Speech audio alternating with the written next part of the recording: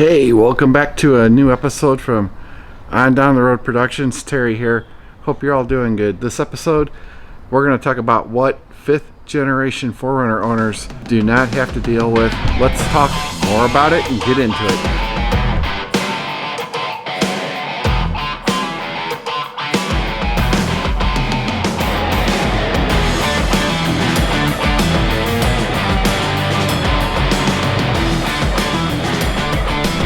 Hey channel, welcome back. This episode we are talking about what fifth generation 4Runners do not have to deal with. It'll be good. So let's get into it. A few moments later. Hey channel, welcome back to another episode from On Down the Road Productions, and Terry here of course. So what prompted this episode for me was about a week ago I woke up to a major Jeep recall for between 220,000 and 350,000 plus Jeep Grand Cherokees for model years 2022 and 2023 for collapsing front suspensions. And the first thing that went through my head was, WTF, did Chrysler, Stellantis, whatever you want to call it, forget how to make vehicles after 100 plus years of manufacturing vehicles? I mean, that's unheard of. You buy a new vehicle and you bring it home and your front suspension will collapse. So it's just a horrible thing to go through if you leased or bought a Jeep Grand Cherokee, especially after the redesign. You think people would know better. Then also too, I remember, we almost bought the new Bronco. I'm glad I didn't. Ford set a recall record for all manufacturers. And the people that bought the 2.7 liter Bronco would bring them home and the motor would die immediately, and they would be out of their truck for 3 to 5 months waiting for a new motor. And at that point you don't have a matching numbers motor with your vehicle anymore, or whatever they did to fix them. And what caused me to cancel my Bronco was I started paying attention to the delays in it being built and the quality issues that were coming up on social media. People were getting new Broncos and there were areas of the truck that weren't painted at the factory. You'd open the door and see part of the A-pillar area not painted, things like that. Bad motors, timing belts being put on backwards. And I've also looked at the EcoBoost turbos and the GM stuff with their 3.4 V6 and their 2.7 liter turbo that's now in the new redesigned Canyon in Colorado. I wouldn't want that motor if you paid me. But back to this. I thought I'd make a new video on things current fifth generation 4Runner owners do not have to deal with. And obviously, number one is terrible recalls that make you lose complete confidence in what you bought, like the Jeep recall, like the Ford issues, like the GM powertrain issues and other issues that are out there. You are not going to have to deal with that if you buy a new 2023 4Runner or if you have a fifth generation 4Runner. There might be a recall one day on 4Runners. I doubt that it will be tragic like the ones I've mentioned so far. So you bring it home and it's built well.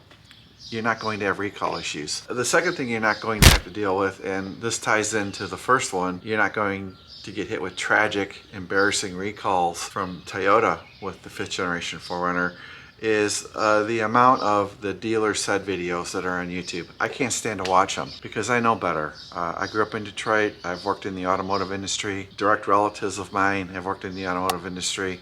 I've got friends in the automotive industry here in the Motor City, right?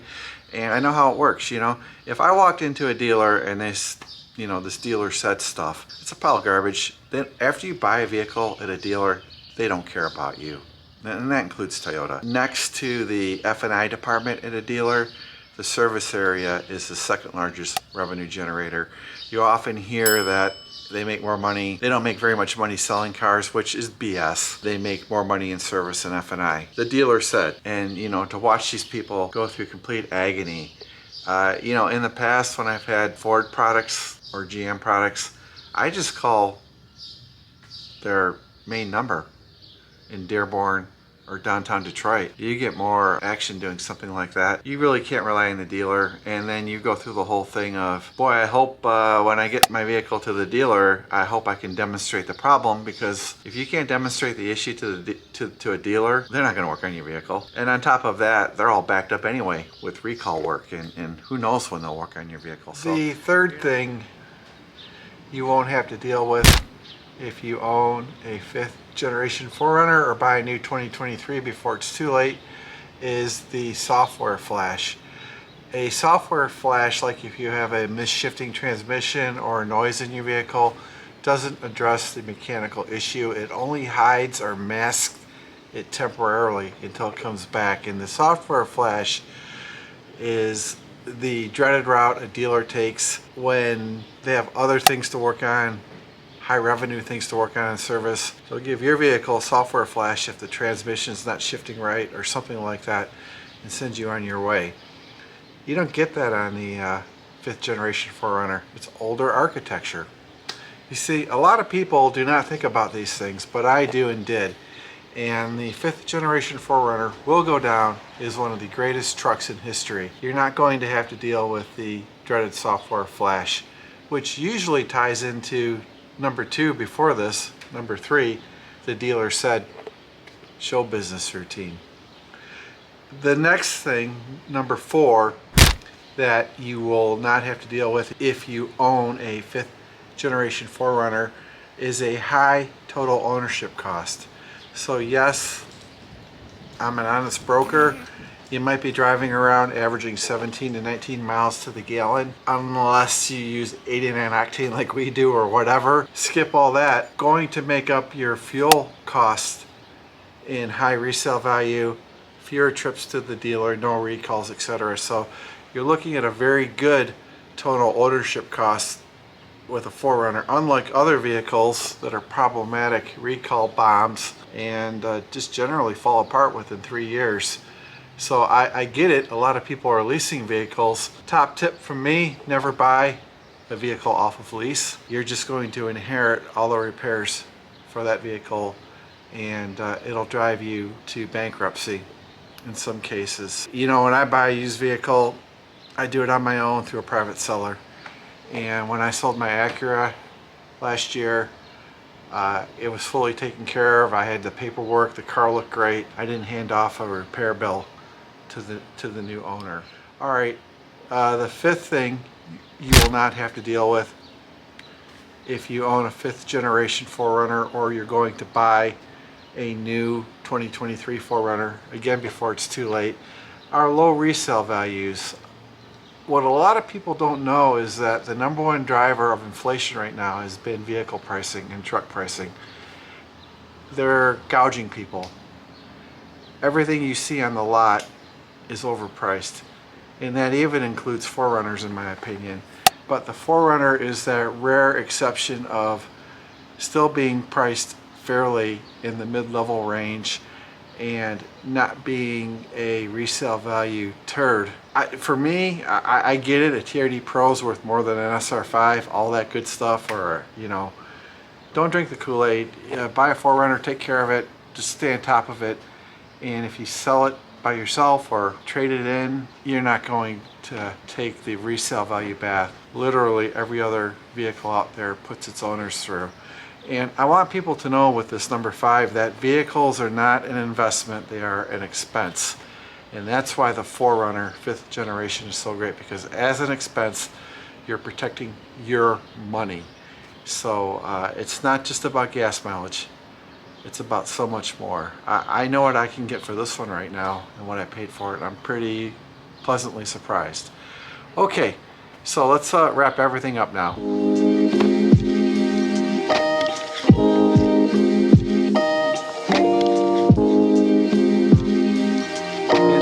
We are talking about a lower total ownership cost model for the 5th generation 4Runner.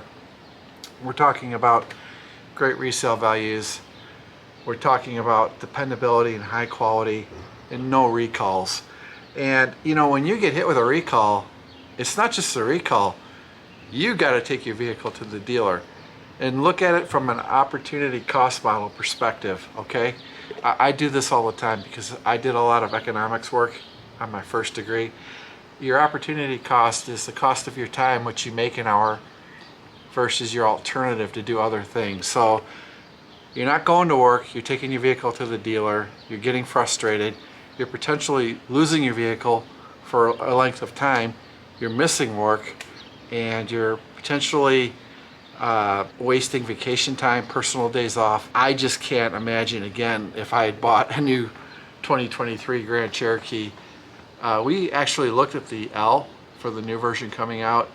and I just had the worst feeling in my stomach. I know the Grand Cherokee we had was sufficient. We only leased it. I kicked it to the curb and we got the Lexus GX460 because it had a lifetime automatic transmission. How the hell can that transmission be a lifetime automatic transmission with no way to change out the fluid? It was just a ticking turd for a future owner to pay for a new transmission. Terrible. And the V6 motor is made in Italy. One side of the motor continues to have problems at the head. So I knew it was only a lease type of vehicle. So when you do go for a vehicle, ask yourself a question. Is this a vehicle I should buy, or is it only just a lease vehicle that I can just throw away in 3 or 4 years? I would say 98% of the vehicles on the market right now are lease only vehicles. They're made that poorly. And going back to that major recall of 330,000 plus or 350,000 plus Jeep Grand Cherokees, how freaking embarrassing. I mean, there's no accountability at these companies, and they have no incentive to even back up their brands like Jeep that are known for off-roading with the correct engineering to back up that brand image. I would be pissed right now if I owned a Jeep Grand Cherokee. Horrible. Like I always say, this 5th generation 4Runner, given its very low total ownership cost, model, great resale value, capabilities, and durability and quality, is the best SUV in the market. I don't care about 5-speed versus 8-speed transmission stuff because the 8-speed transmissions I've seen have been the subject of recalls, software flashes, and durability issues. I'd rather have this 5-speed. That's it. And you guys know I'm getting 22 on the highway, sometimes 23 with 89 octane and my TRD cold air intake. So I'm pretty content. So with all that said, thank you so much for spending your valuable time watching our channel on Down the Road Productions. We truly do appreciate you watching our videos, sharing, liking, subscribing, and helping us grow. And it means a lot to us. Quick update on Piper. She's on meds for her Cushing's disease and she's doing okay right now. I just got really worried about her over the last 2 weeks, and she went camping with us last week, and that video's coming. I got a ton of film footage and editing to do. That video is how does the GX460 tow. We towed a 4,800 pound trailer, Teresa, I, and Piper, and our stuff. So I'll say we towed roughly 5,600 pounds to northern Michigan and back, and it did great, but I captured a lot of that in the video. So everyone, that closes out this episode from On Down the Road Productions. We are so grateful for you for spending your valuable time watching us and helping us grow. You guys take care of each other, be good to yourself, check out a 4Runner if you can, if you're on the market, and do your own math and you'll come to the right conclusion. And until next episode from all of us here, thank you so very much.